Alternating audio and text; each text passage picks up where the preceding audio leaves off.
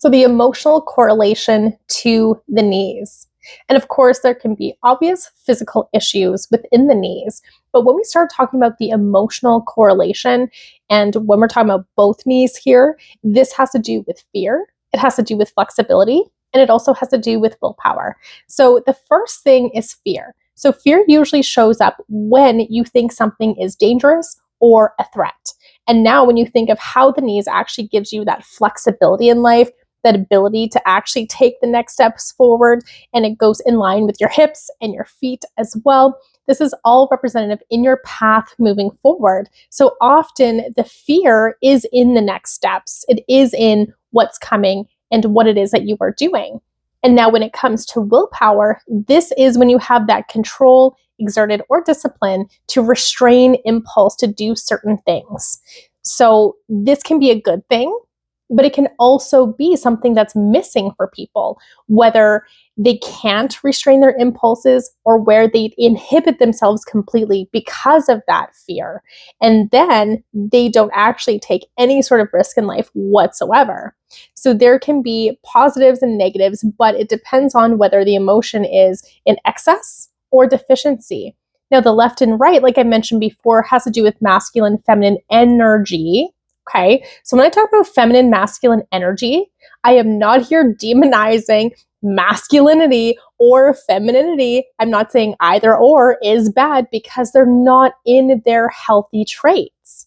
However, in our lives, what we experience often are feminine and masculine people that are role models in our lives that might either be emotionally unavailable, they might not be present, they might have actually physically abandoned, or they're just replaying the same cycles and patterns that their family did that were unhealthy.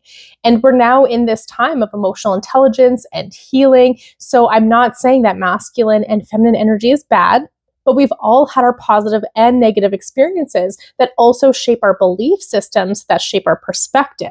So if you have a negative perspective on the masculine and you hold a lot of fear around the masculine being able to support you in your next steps, it might show up in your knees.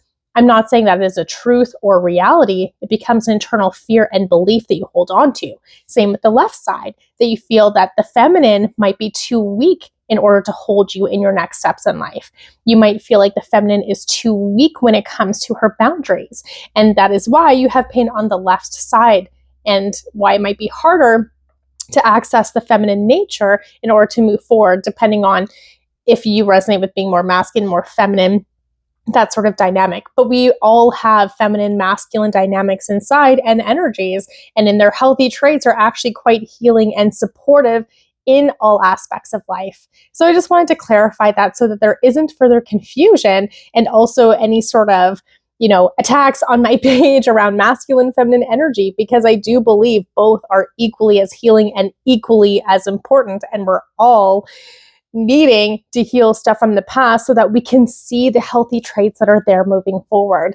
So I really hope that this clarifies some things on the knees, especially when it comes to your life path and what it is that you're working through, because this can be something that is really difficult. Some things in life might have been so easy to take that step, but then this next step you're taking might be out of your comfort zone, or there might be a lot of grief associated.